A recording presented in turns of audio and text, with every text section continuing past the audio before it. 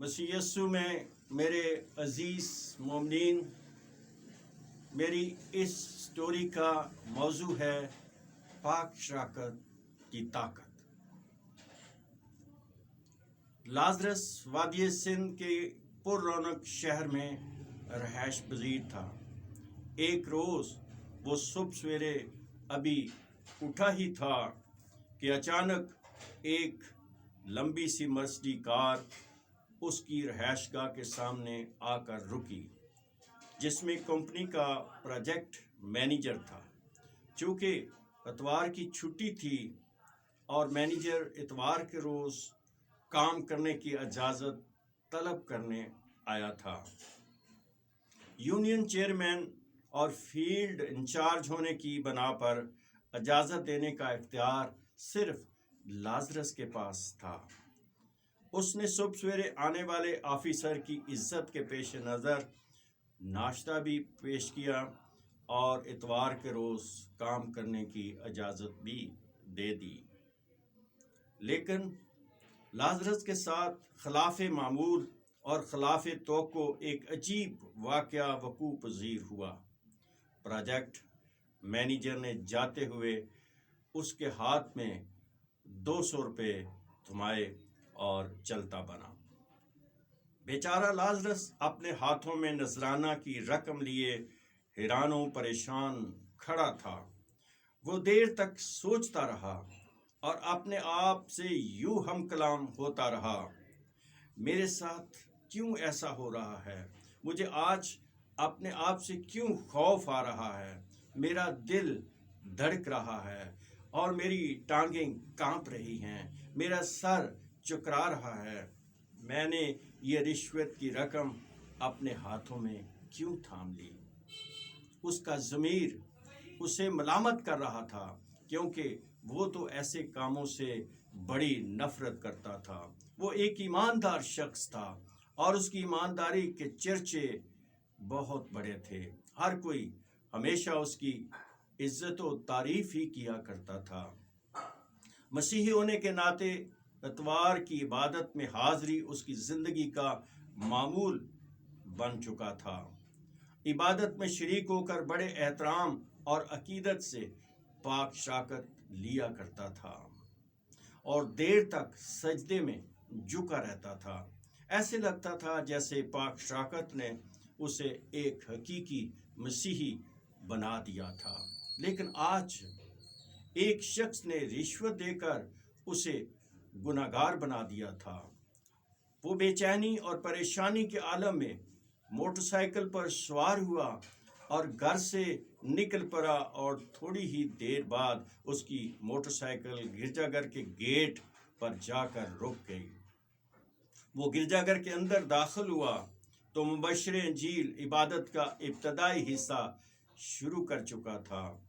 وہ بڑے آرام سے گرجا گھر میں بیٹھ گیا۔ اچانک ایک قد آور، زیوکار اور روحانی شخصیت گرجا گھر میں داخل ہوئی، جنہوں نے عبادت کی قیادت فرمائی۔ عبادت جاری تھی اور دوران عبادت اعلی مرتبہ بشپ صاحب کی زبان سے نکلنے والا ایک ایک لفظ لازرس پر اثر انداز ہو رہا تھا۔ اسے عجیب سی بے چینی محسوس ہو رہی تھی۔ بار بار رشوت کی رقم آنکھوں کے سامنے گھوم رہی تھی۔ گرجا گھر میں بیٹھا ہوا کبھی وہ بشپ صاحب کو دیکھتا اور کبھی گرجا گھر میں آویزہ تصویروں پر نظریں جما لیتا۔ وہ جسے گرجا گھر میں بڑی راحت اور سکون ملتا تھا، آج یہاں ایک ایک پل گزارنا دشوار ہو رہا تھا۔ آج اگرچہ وہ گرجا گھر میں موجود تھا، لیکن دور ویرانوں میں کھویا عجیب سوچوں میں گم تھا۔ اس نے دیوانگی کے عالم میں کہنا شروع کیا، لازرس تو کیا کر بیٹھا ہے؟ تو نے اپنے آباء و اجداد کی نصیحتوں کو خاک میں ملا دیا ہے۔ تجھے یاد ہے تیرے والدین نے کہا تھا، بیٹا رشوت بہت بری چیز ہے، تو پھر آج ایسا کیوں ہوا؟ تیرے والدین کتنے عبادت گزار اور دعا گو تھے، کتنے مضبوط تھے وہ لوگ لیکن تجھ میں یہ کمزوری کیوں آئی؟ تجھے یاد ہے کہ تیرے دادا جان کتنے نمازی تھے، وہ کبھی بھی گرجا گھر سے غیر حاضر نہیں ہوتے تھے۔ تجھے یاد ہے وہ جب بوڑھے ہو گئے اور بہت ہی کمزور تھے تب بھی گرجا گھر میں حاضری دیتے تھے۔ ایک روز جب وہ کمزوری کی وجہ سے راستے میں کئی بار بیٹھے اور بڑی مشکل سے گرجا گھر پہنچے تو فادر جی نے کیا کہا تھا؟ فادر جی نے کہا تھا، بزرگوں، پہلے تو آپ خداوند کے پاس آتے تھے، اب خداوند آپ کے پاس آیا کرے گا۔ اور پھر مجھے وہ منظر یاد ہے جب فادر صاحب آلٹر بوائز کے ساتھ ایک جلوس کی شکل میں پاک شاکت لے کر دادا کے پاس جایا کرتے تھے۔ کتنا اچھا لگتا تھا جب سارے راستے میں گھنٹی بج دی جاتی تھی اور اس کو اپنے خاندان کی گزری ہوئی ساری باتیں اور نصیحتیں بار بار یاد آ رہی تھیں۔ یہ سب کچھ کرتے ہوئے اسے اپنے آپ پر بہت غصہ آ رہا تھا۔ اس کا چہرہ زرد اور دل پشیمان تھا۔ اس کی نگاہیں نیچی اور آواز تھر تھرا رہی تھی اور دل سے یہی آواز اٹھ رہی تھی، لازرس اٹھ گرجا گھر سے بھاگ جا، کیونکہ تھوڑی دیر کے بعد لوگ پاک شاکت لینے کے لیے التار کی طرف بڑھیں گے۔ لیکن آج میں کیسے پاک شاکت لے سکتا ہوں؟ پاک شاکت میں یسوع کی موجودگی ہے، میں اسے کیسے اپنے دل میں اتار سکوں گا؟ جب سب لوگ پاک شاکت لیں گے اور میں اپنی جگہ پر بیٹھا رہوں گا تو لوگ کیا سوچیں گے؟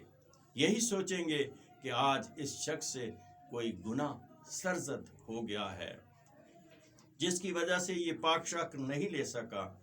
میں تو شرم سے پانی پانی ہو جاؤں گا، مجھے جلدی بھاگ جانا چاہیے، پاک شاکت کا وقت قریب آ رہا ہے۔ وہ آہستہ آہستہ گرجا گھر سے باہر نکلا اور فوراً موٹر سائیکل پکڑی اور بڑی تیز رفتاری سے گھر جا پہنچا۔ جلدی سے رشوت کی رقم ٹھکانے لگائی اور دوبارہ گرجا گھر جا پہنچا۔ عبادت ختم ہو چکی تھی، تاہم بشپ صاحب موجود تھے۔ اس نے بشپ صاحب کو سلام کیا اور بشپ صاحب جو پہلے ہی لازرس کو جانتا تھا کہنے لگا، کیا بات ہے لازرس، آج بڑے پریشان لگ رہے ہیں۔ لازرس نے رشوت کی ساری داستان سنا ڈالی۔ بشپ صاحب نے لازرس کی باتیں سنی تو خاموش ہو گئے، پھر اچانک مسکراتے ہوئے کہنے لگے، بیٹا یاد رکھو، پاک شاکت لینے والے مومن کا ایمان برباد نہیں ہوتا۔ میں جانتا ہوں کہ تم باقاعدگی سے پاک شاکت لینے والے نیک مسیحی ہو۔ دنیا اور شیطان نے رشوت کے ذریعے تمہارے ایمان کو برباد کرنے کی کوشش کی، لیکن پاک شاکت نے تمہارے وجود میں جذب ہو کر تمہارے ایمان کی حفاظت کی ہے۔ بیٹا میری نصیحت سنو، پاک شاکت لینے سے کبھی غافل نہ رہنا۔ خداوند ہمیشہ تمہاری حفاظت کرتا رہے۔